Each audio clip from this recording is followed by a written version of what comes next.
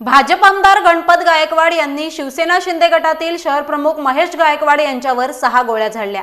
या प्रकरणी उल्हासनगरमधील गोळीबाराचा हा प्रकार मुख्यमंत्री यांच्या जिल्ह्यातील आहे। या प्रकरणाला मुख्यमंत्री जबाबदार असल्याचा आरोप उद्धव बाळासाहेब ठाकरे गटाचे नेते संजय राऊत यांनी केलाय। महाराष्ट्रामध्ये गेल्या 1.5 वर्षापासून माफिया आणि गुंडांचं राज्य सुरू आहे। मुळात महाराष्ट्रात जे राज्य आणलेलं आहे ते झुंडशाही आणि गुंडगिरीतून आणलेलं आहे। कायदा आणि घटनेचा मुर्दा पाडून आणलेला आहे। पैशांचे ठोक व्यवहार करून हे सरकार आणल्यावर महाराष्ट्रात दुसरं काय होऊ शकतं? गेले 1.5 वर्ष आम्ही काही गोष्टी समोर आणतो।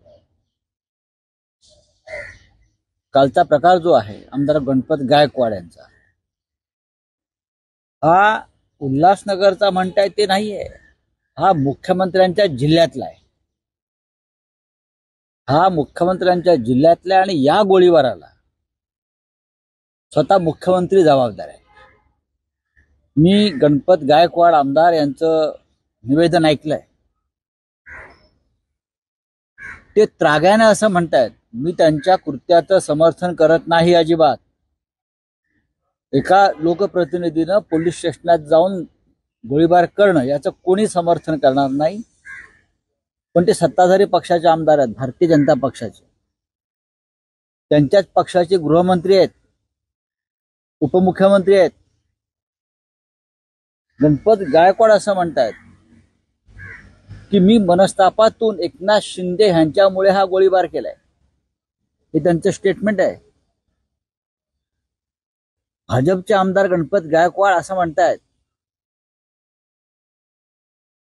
या महाराष्ट्रात जर एकनाथ शिंदेसारखे मुख्यमंत्री असतील तर या राज्यामध्ये फक्त गुन्हेगारच निर्माण होतील।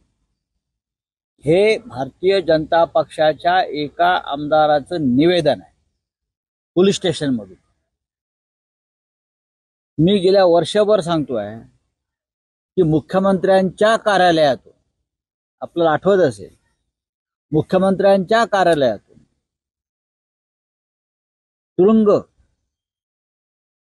गुन्हेगारांच्या टोळ्या यांना कसे दूरध्वनी जात आहेत, तुरुंगात सुद्धा। उद्याच्या निवडणुकांसाठी गुंडांची मदत व्हावी म्हणून पुणे, मुंबई, कोल्हापूरसह ठाणे जिल्ह्यामधल्या अनेक तुरुंगातल्या गुन्हेगारांना जामिनावर बाहेर काढण्यात आलेलं आहे।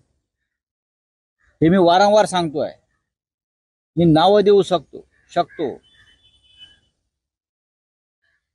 पुण्यामध्ये मी नावं देईन तुम्हाला। 4 प्रमुख गुंडटोळ्यांच्या प्रमुखांना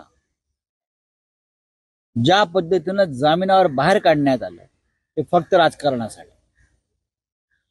त्यातून एका गुंडाचा खून झाला। मुंबईमध्ये तेच सुरू आहे। महाराष्ट्रातल्या अनेक भागामध्ये गुंड टोळ्यांच्या हातामध्ये कायदा दिलेला आहे की तुम्ही कायद्याचं राज्य वगैरे काय नाही, तुम्ही सांगाल तो कायदा, फक्त आम्हाला निवडणुका जिंकून द्या। महेश गायकवाड कोण आहेत मला माहित नाही, पण त्याच्यावर झालेला, आमदाराने केलेला गोळीबार हा धक्कादायक आहे। कसल्या कायद्याचं राज्य?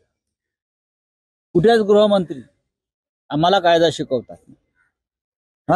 कोणालाही कायदा हातात घेऊ दिला जाणार नाही।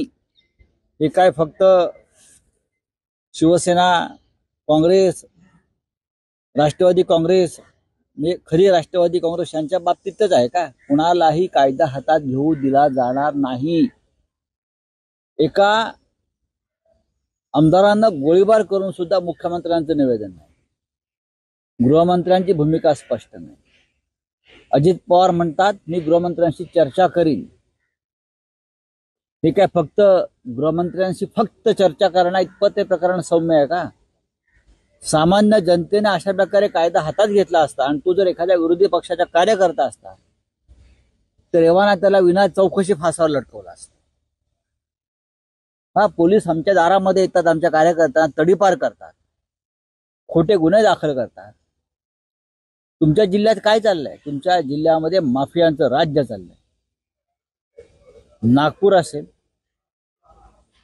ठाणे जिल्हा असेल, मुंबई असेल, पुणे जिल्हा असेल, राजकीय स्वार्थासाठी, राजकारणासाठी, निवडणुका जिंकण्यासाठी गुन्हेगारांना, माफियांना तुरुंगातून सोडवून त्यांना संरक्षण देऊन आपल्या राजकीय विरोधकांवर त्यांनी सोडलेलं आहे. हे चित्र महाराष्ट्राचं अत्यंत भयावह आहे.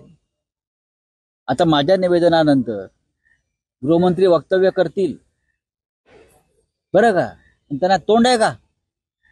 आजच्या प्रकारानंतर त्यांना तोंड आहे का?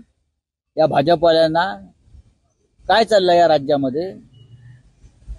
गणपत गायकवाड यांचे निवेदन हे सामान्य माणसानं पूर्णपणे समजून घेतलं पाहिजे की मी मुख्यमंत्री शिंदे यांच्यामुळे गोळीबार केला. ते गुन्हेगारांना पाठीशी घालतायत, ते गुन्हेगारांना मदत करतायत.